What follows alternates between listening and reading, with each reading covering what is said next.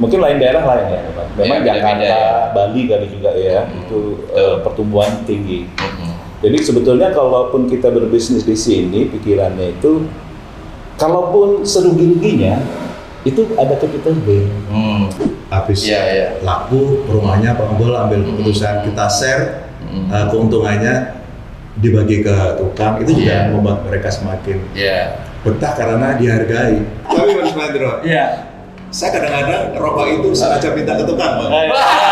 Kalau bisa, nanti diganti aja kan. Ya, biasanya saya beli rokoknya habis ya, udah saya beli gitu ya. Iya. Tapi kadang-kadang supaya mereka merasa saya bisa ngebelanja mereka, Iya.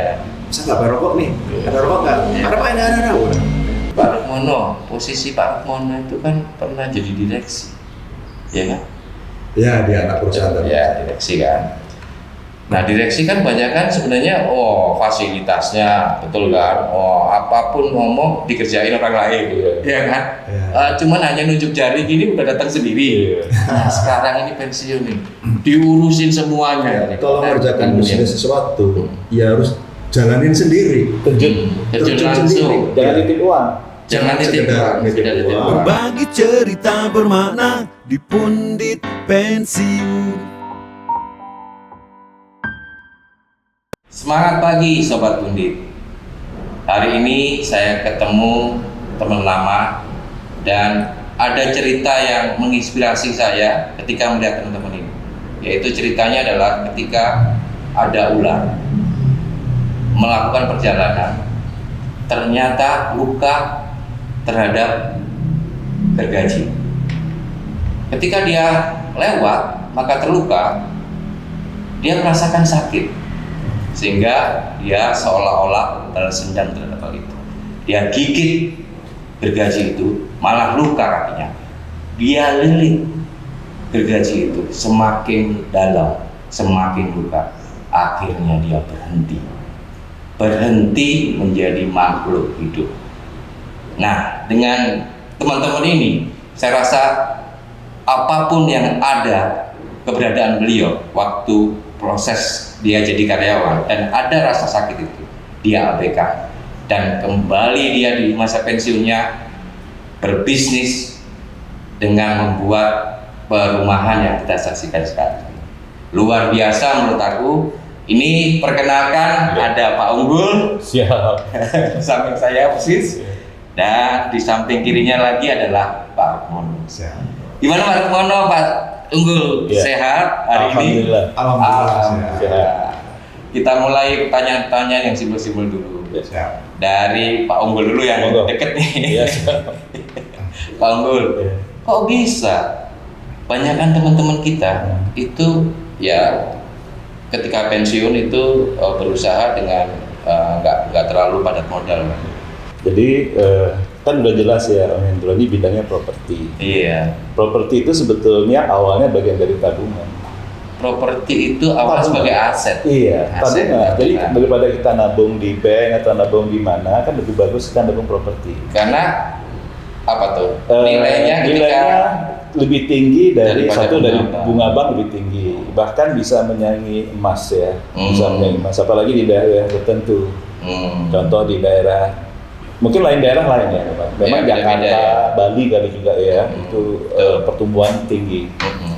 Jadi sebetulnya kalaupun kita berbisnis di sini, pikirannya itu, kalaupun serugi-ruginya, itu ada capital gain, kenaikan dari asetnya itu sendiri. Jadi itu makanya saya nggak ada khawatirnya pada saat saya nabung. Mungkin kawan-kawan nabungnya ke mana, saya nabungnya ke sini. Kalau Pak Rukmono gimana pendapatnya tentang ini? Kenapa kok berjoin nih berdua dan memutuskan untuk bergerak di bisnis ini? Ya, sebenarnya saya udah alasan pertama saya kenapa saya join dengan bisnis ini karena sebelumnya saya udah beberapa coba bisnis lain, tapi begitu saya tahu Pak Unggul bergerak dalam bisnis ini, saya bergabung sama Pak Unggul semata-mata karena pertama saya pernah satu tim sama Pak Unggul, jadi saya tahu kapabilitas dan kredibilitasnya. Beliau ya. Ya, apapun bisnisnya gitu ya. Iya, Sebenarnya iya. apapun Tapi bisnisnya. mengawali itu karena kenal Pak Unggul. Iya, kenal Pak Unggul. Oh, luar biasa. Terus kemudian model bisnisnya juga cocok pas gitu ya. Salah satu statement beliau, mohon maaf, saya nggak hanya terima duit, tapi juga harus involve, ikut juga dalam bisnis ini. Itu yang paling menarik. Jadi beliau Pak Unggul ini tidak mencari investor, tapi berkolaborasi lah, mencari teman untuk kolaborasi di bisnis ini. Dan itu membuat bisnis ini jadi transparan.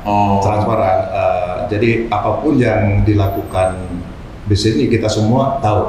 Saya tahu mau beli tanah harga berapa, mau beli material bangunan harga berapa, mau dijual harga berapa, dapat keuntungan berapa, itu transparan.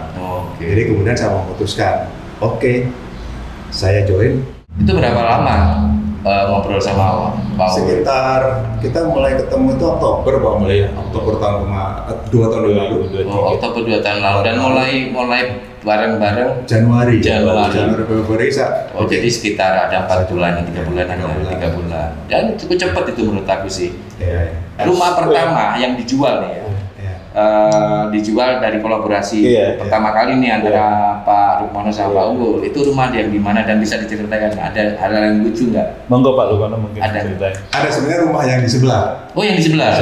Itu. Jadi ini kan ada Pak Unggul beli rumah tua, kemudian dibagi 4, sudah selesai kita bangun 2, yang sebelah sana sama sini, kemudian yang 2 lagi dalam proses pembangunan. Itu kalau boleh tahu nih Pak, harganya berapa? Ya Pak Unggul.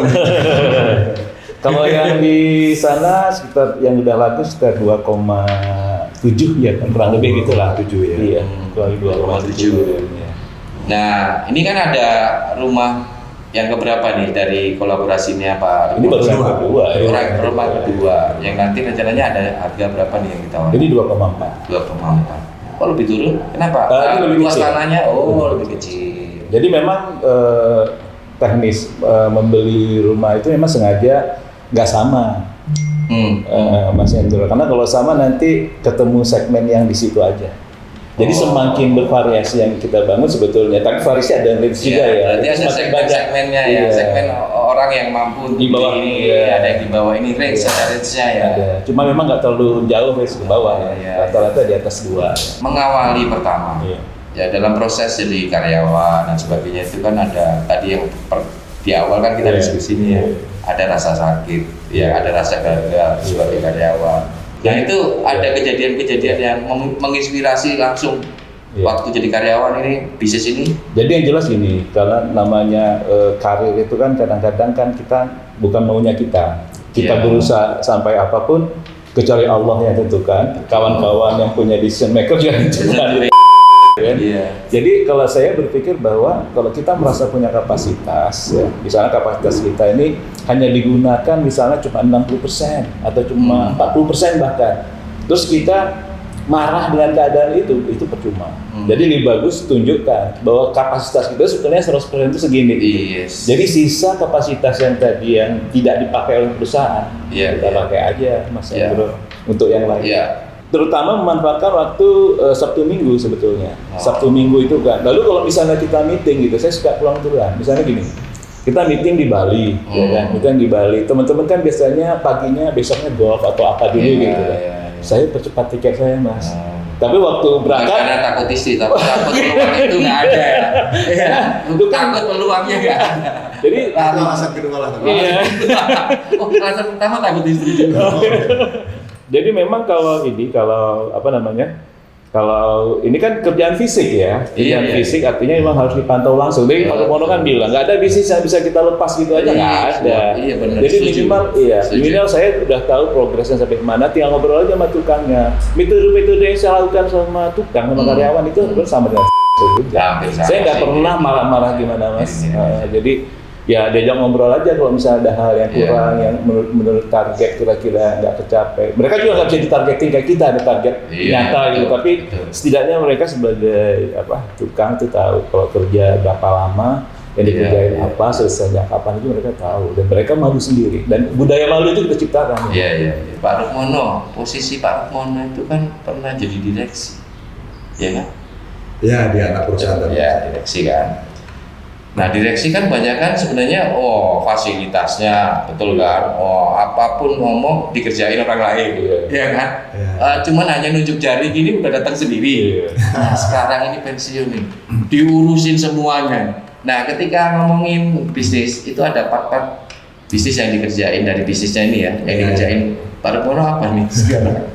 Ngomong sebagai developer kecil. Ya memang saya pernah jadi manajer, GM, VP,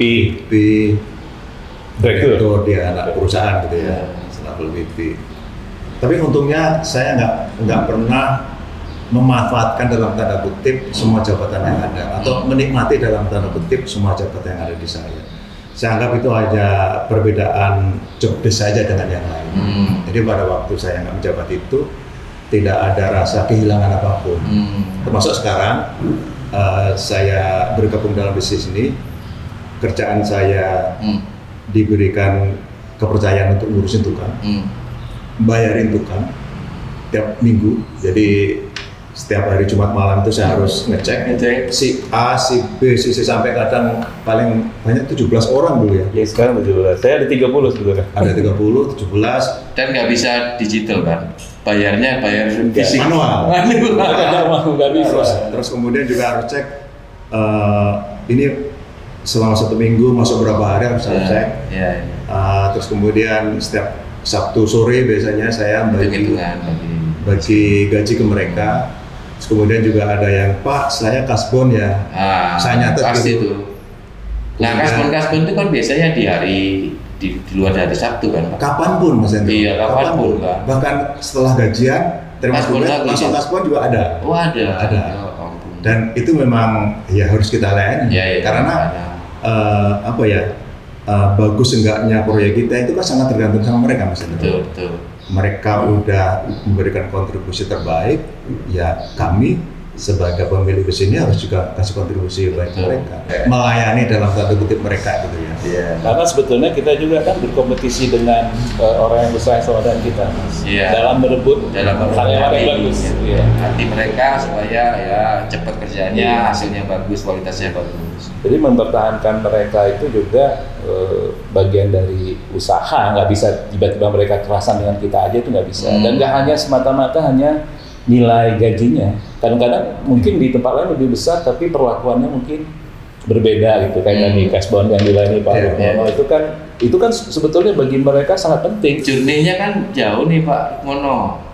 Ketika jadi direksi tiba-tiba langsung terjun itu kan ada gap yang cukup lebar. Ada apa yang dirasain Pak Rukmono? Saya merasa nggak ada gap sih, karena saya bilang tadi, saya jadi apapun itu nggak pernah merasa saya posisinya tinggi sekali sehingga saya harus meremehkan orang lain yang di bawah saya gitu ya. Saya hanya menganggap itu hanya sekedar job desk yang berbeda aja. Jadi pada waktu saya ketemu dengan level bawah ya baik-baik aja komunikasinya dengan tukang gitu ya, saya bisa berkomunikasi dengan baik mereka. Saya nggak pernah merasa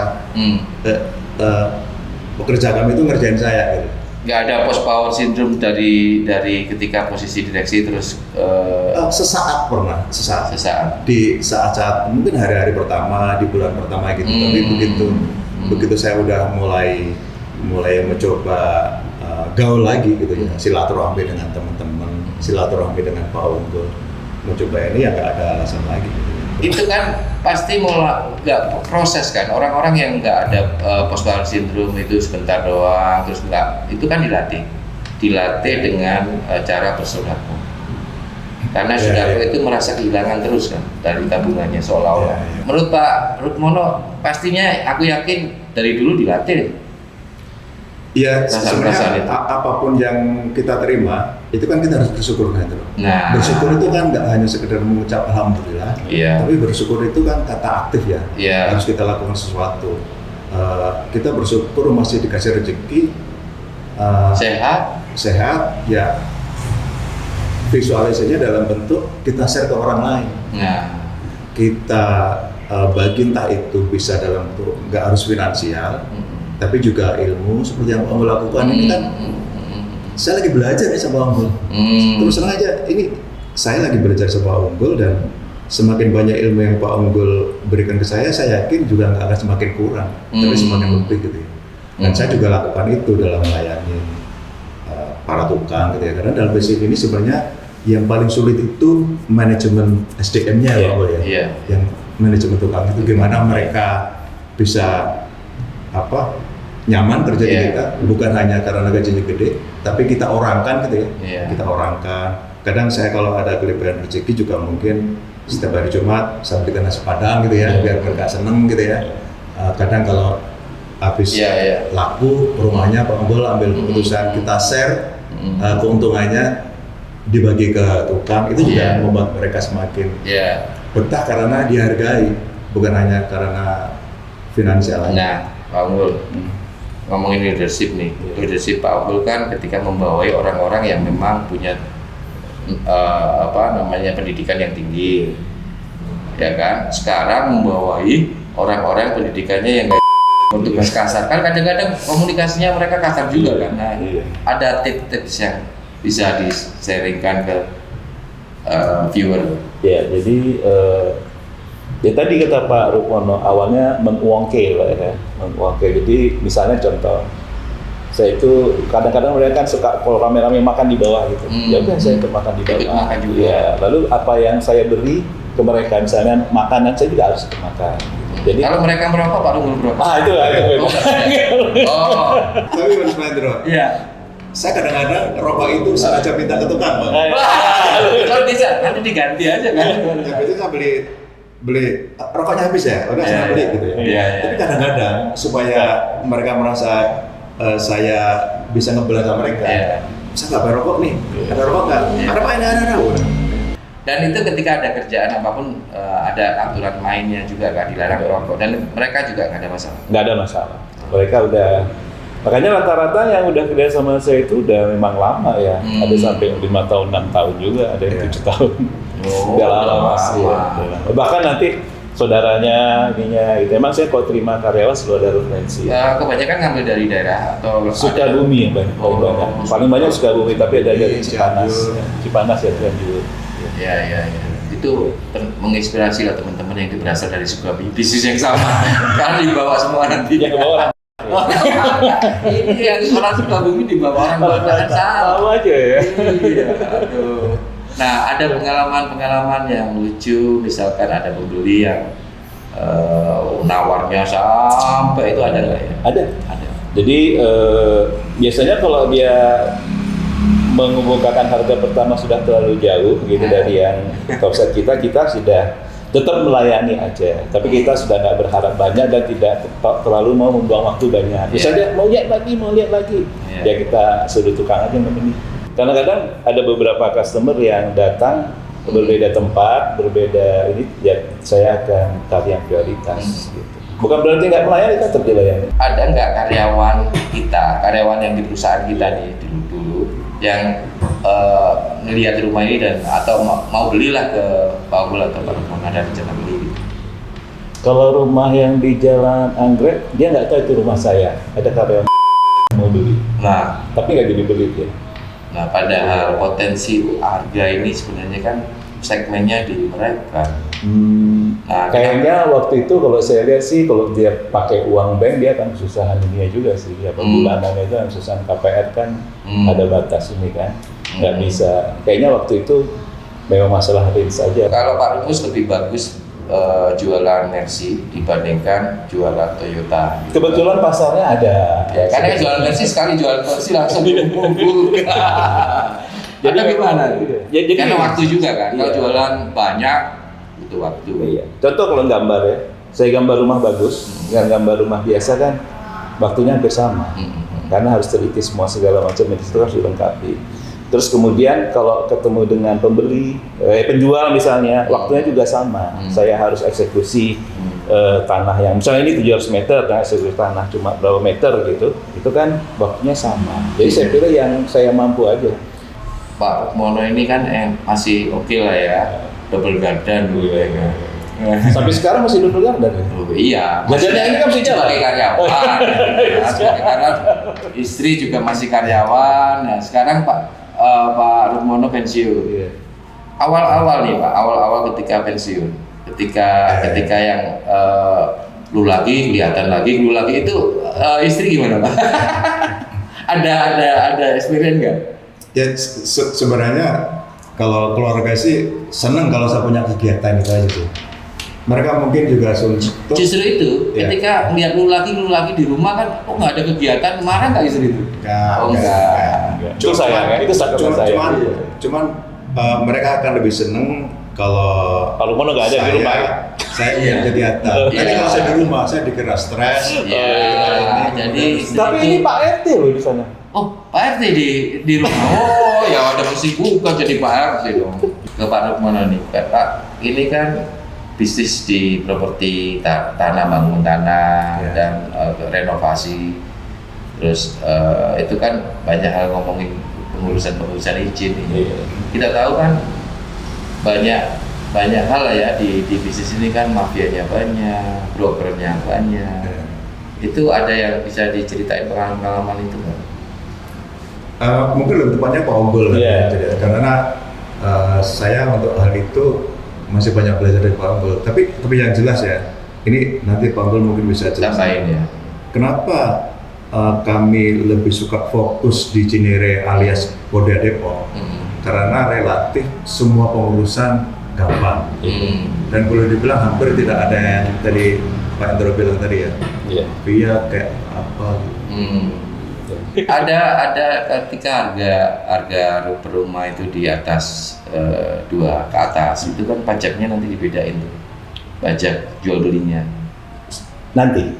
Iya. Nanti apa sekarang? Ini nih masih jadi wacana nih, nanti ayo ngomongin tentang harga ya. Kalau di bawah 2M itu nggak kena tambahan gitu ya, dibebasin malah. Oh, dibebasin malah.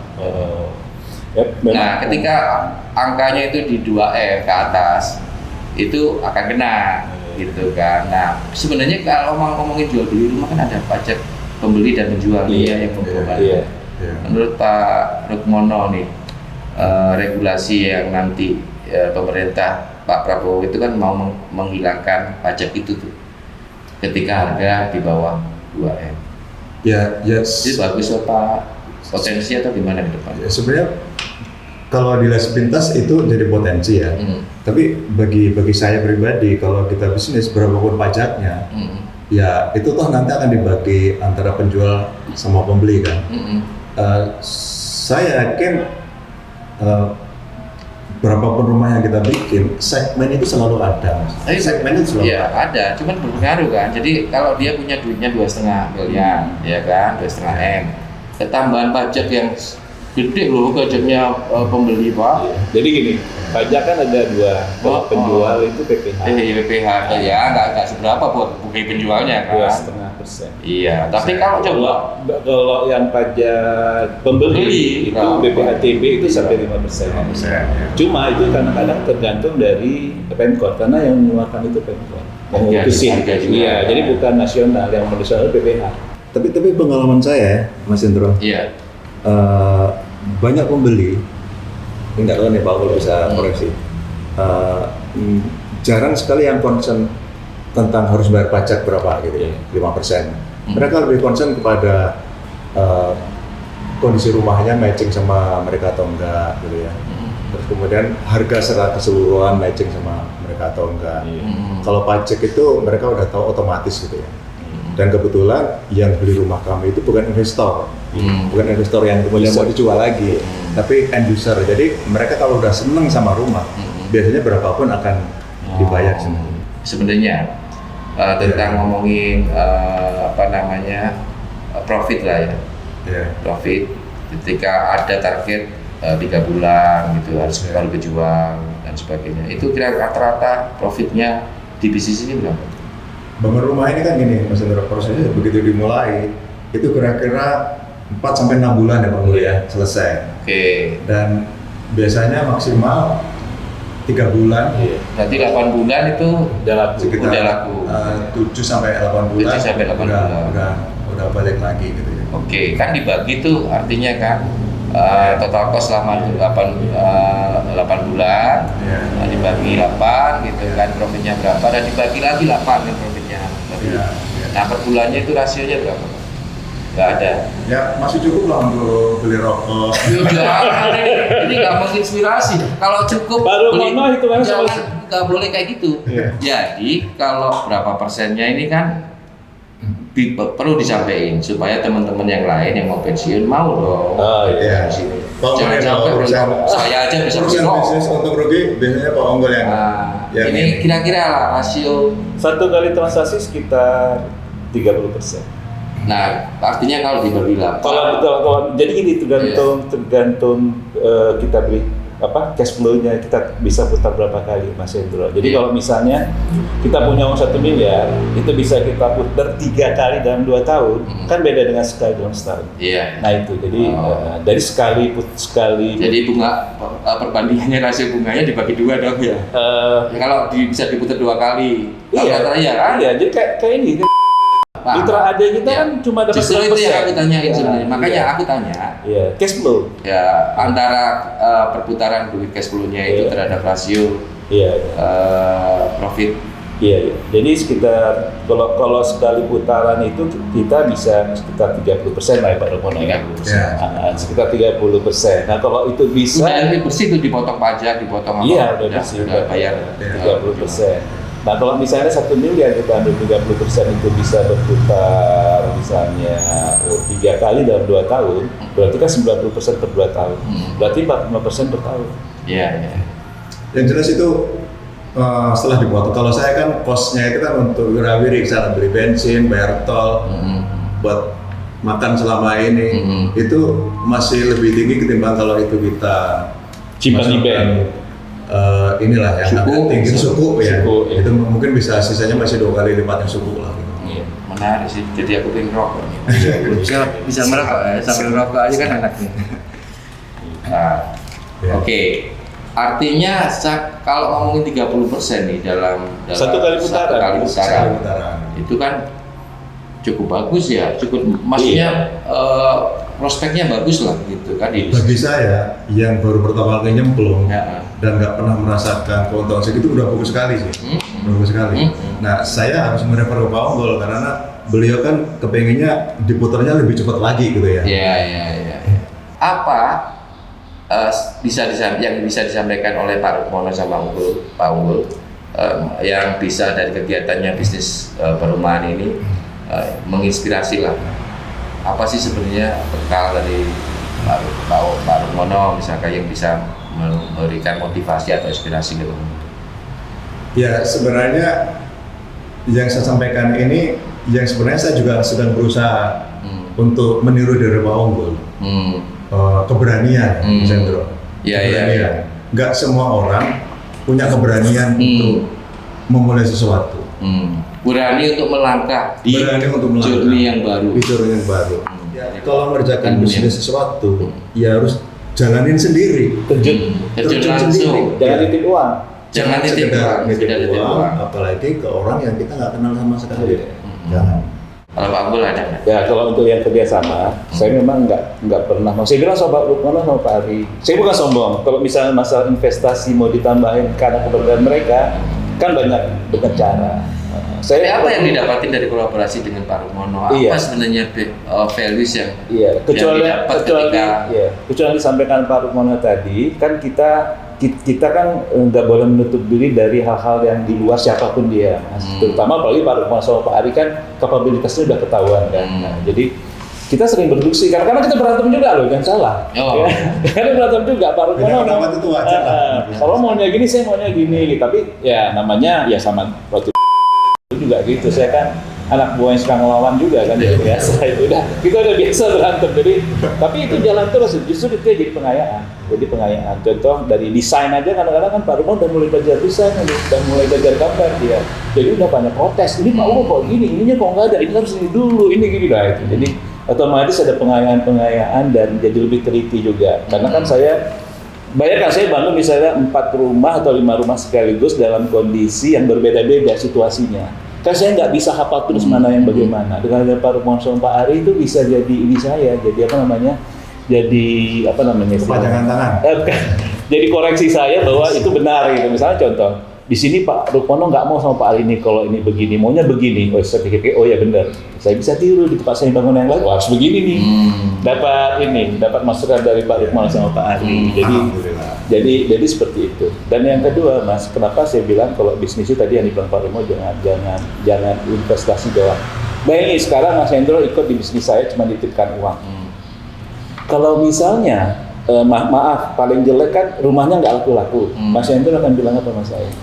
Uang saya kok nggak bergerak-bergerak di situ, kan malu saya kan. Tapi kalau Mas Hendro ikut di sini, loh sama-sama kan jual bareng nih, jualnya bareng ini, bareng semua. Jadi nggak ada risiko, Mas. Terus memang di bisnis ini kemungkinan ketipunya kecil ya. Tapi kalau misalnya suatu saat ketipu di bisnis kita nggak masuk, orang tinggal bilang uang saya ikut bisnis sama si Unggul ketipu. Nah, siapa yang menipu? Si Unggul kan. Tapi kalau misalnya Pak Rukman ada di situ, Ari ada di situ, kita ketipu ya, kita ketipu bareng-bareng. Jadi berbagi risiko juga kan. Iya, berbagi modal tapi berbagi risiko juga. Itulah sebenarnya benefit dari kolaborasi antara Pak Unggul, Pak Rukmono sama Ari Besar.